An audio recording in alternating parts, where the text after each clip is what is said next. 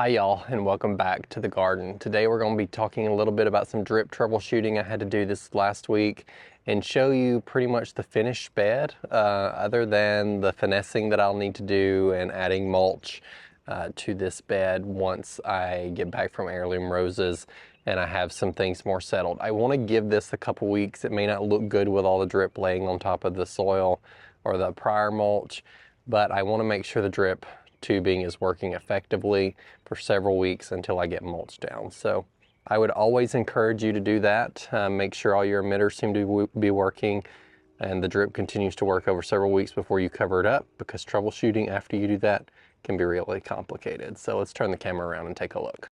So a lot of what's left in this bed is going to be weed pulling, putting down mulch, and then planting other perennials here and there as I find ones I like.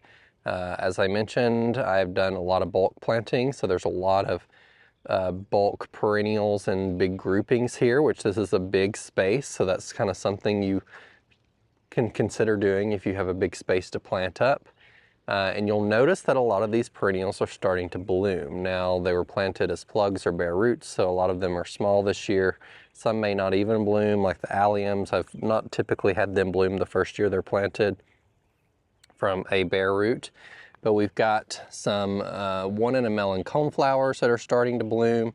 Now, the bloom on these first coneflowers I've found, a lot of times plants first bloom for the season aren't necessarily that great looking. I'm not sure why that is, but it happens with a lot of things. Roses can be a little different. Dahlias in particular exhibit kind of some weird things in their first bloom. Some plants like daylilies, if they are a double bloom, they may not be double for their first bloom.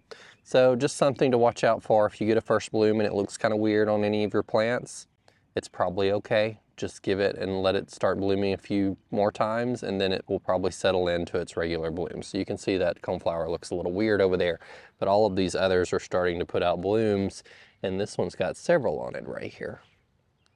The gomphrena here that had been attacked by the rabbits is starting to recover, and it's actually starting to put on some more blooms, which is good. I've noticed I'm getting some mushrooms growing in the bed in this mulch, which is a good show of organic matter that's being broken down. And let's talk a little bit about the drip right quick while we're over here. So this is the first part of the bed that I set up on drip irrigation, and I ended up putting almost 1,000 linear feet of drip in this bed. Now, it may not look like it because it's all twirly-whirly around all the plants, and there's a lot more drip over here than there are necessarily over here, because I have a lot of perennials that can survive having less water and drought conditions, like some sedums and some catmints and some yarrows here. And what I was having a while, I was getting water out of all the drip. Once I fully pressurized it, it would take 5 to 6 minutes to fully pressurize. And then it was just kind of dribbling out of the holes, not enough that it would probably put out the calculated 1 gallon per hour, because there was just too much linear feet. The tubing could not properly pressurize to get out all of that water at the flow rate it's rated for. So what I did is I split the bed after I got it fully put down into 2 zones. One zone will run right before the other one, and then you can come through. I had to do some rearranging and take some lines off where they were split up. So for instance, some of the drip irrigation like that ran next to the hydrangeas and these supertunias and everything connected all the way back over to this main backbone line that I have down here. This is the original drip that ran through this bed that I installed last year that watered all of these trees, and it loops, creates a loop around the bed all the way down by the sidewalk, the driveway, and you can see it here, and it comes back around. And I had fed off of that main backbone line, which I would kind of recommend you do, to other parts of the bed. So you'll see around all of these coral bells right here, I split off and I went back and forth, back and forth, back and forth, and reconnected to that drip line there. So I didn't cross over necessarily in any direction from the drip irrigation. So what I did was I split it into 2 zones here and ran a new line to one of the zones, and I'll show you that in a minute. But instead of just completely cutting it apart and having an end cap on both ends, this water flows from one zone up to this turn-off valve right here, and it flows off to this other one to the turn-off valve, and I can turn this off and that will separate the two zones. Now you could completely put end caps on there and that way they would be fully separated, but what I found happen is this is a nice option to do, because at my other house when I had set up drip off two zones, at one point during the season I had a valve fail from my sprinkler system and I couldn't get it fixed very quickly and my plants were suffering. So I had to connect one of the other zones into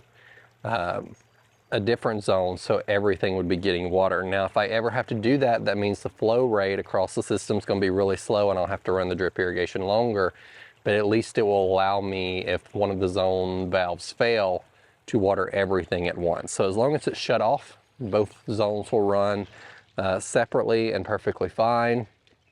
And if I ever have an issue with a certain valve, then I can open that, and then when one runs, it'll water the rest of the system. So let me show you what I did. So here's my beehive system, and this first one here is half of the bed, and this other one is the other half. See, they both kind of run up along the bed here. One zone, which is the new one, goes off that way. Zone comes down this way. So it's basically, this one goes to all of the old drip that I had installed a couple weeks ago that includes the sun patients up front, and then this new line here connects into the new drip irrigation that I have to water a lot of this area here. And like I said, I had to go through and cut off some connections. So there was a connection here that connected the zone 1 into zone 2, and I just removed that just to basically divide the zones into two. So there was no flow over from zone to zone except at that one point where the valve is over there. But otherwise, every plant in this bed pretty much has drip irrigation on it. There may be a couple here and there that's kind of not super close to the drip, but it should be close enough that it will get water. You don't necessarily have to put an emitter exactly next to the plant. If it's a new plant, that would be preferred. It should be close enough that the root system of that plant will grow into the zone that the emitter is emitting. If not, then it's not super helpful, but it doesn't necessarily have to be right next to the plant. So emitters, the slower they emit, will spread further. That's why a lot of these that have built-in emitters do 1 gallon per hour. I also had some questions about, do I plant before I put drip irrigation in or after?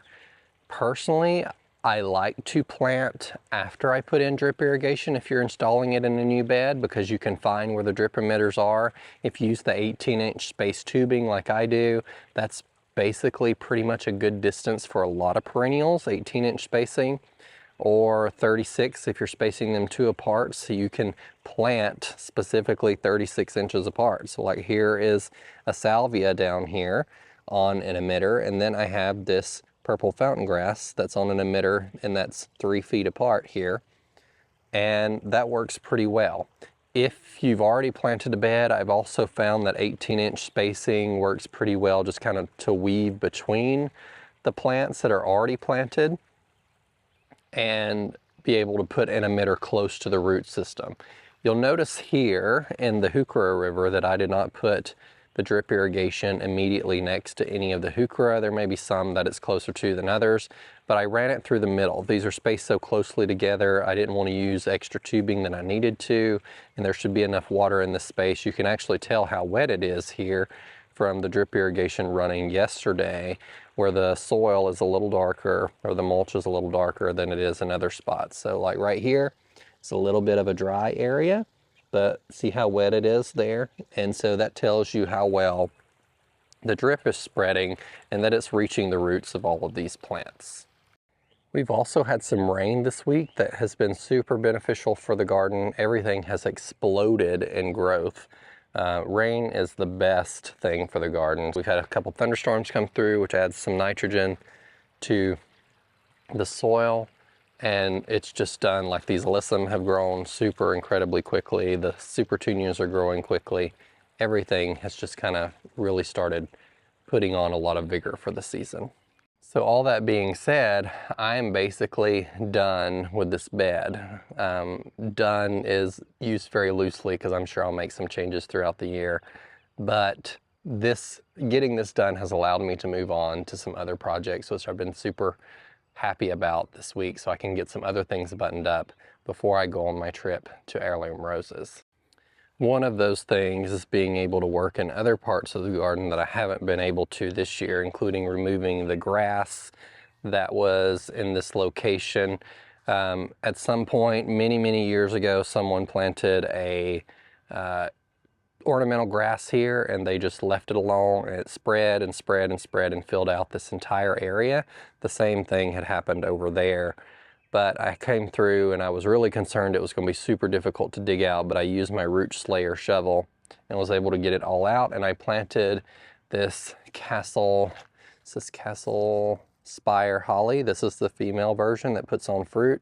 I figured it would be really decorative and I could potentially put some holiday lights on it right here in the center. I brought some mulch in. I did get drip irrigation under here, which was super helpful as well. And I did run drip irrigation around and to the plant, so maybe later this season I can find some perennials to pop into this location. Need to come through and clean up the area a little bit, and I may have to put a little bit of a border around the concrete to keep the mulch contained if we get too much rain. But I kind of took my power planter auger and dug under this short little section of concrete here laterally and tied in the drip irrigation to this system over here. You can see I kind of dug with a shovel. I actually used my power planter to drill a bunch of holes because this used to be gravel here, which needs to be re-graveled and is a project that will be tackled in the future. There was a driveway, kind of gravel driveway to this barn area, and that's part of the wanting to redo this space very far in the future, but it was allowed to grow up with grass and weeds, so most of this area is weeds that need to be dealt with, but not super high on the priority list right now. The James Galway rose wall is blooming its head off. I am so impressed with this variety and how quickly. We've had some rain here, so the blooms don't look the best, but this is what you can expect on all of these, and nearly every one of them are blooming right now. There's a couple that have not started yet. They're a little smaller, but I tried to put the bigger ones next to the pillars so they would have a little more support, and the smaller ones are in the center, and most of the bigger ones are completely blooming or have bloomed already. I did get the tractor back this week, and so that allowed me to move some of that mulch over there easily, and I'm going to take the tractor this weekend while I have some time and start moving it more into some bed spaces, because my next step also is going to be preparing bed spaces for planting, including around the fence, and finishing that up. I need to dig up the lilac that I showed you a few videos ago, and I want to start creating some beds and bringing mulch under the trees up front to, one, I may not plant all the beds, but it'll make them easier to mow around, and it will also help retain some moisture for those big established trees in the summer if we ever have any drought conditions. A few of my heirloom roses have started blooming, so I'm going to show you those because they are gorgeous, and I love the items I selected. A lot of the things in the cut flower garden are really starting to take off now that they've had this drip to them, which is nice. This is Sunbelt South Africa. It's been a few days since it bloomed out. Let me show you a fresher bloom here. They're really pretty when they initially open. We've got another one about to open here. This was the first time I've seen this one fully open. This is Parfum Madame Anisette. See if we can get that to focus there. Isn't that a beautiful white, creamy rose? And then we have this variety called Coco Loco, which I may have shown you in the last video, but this is the bloom after it's aged a little bit.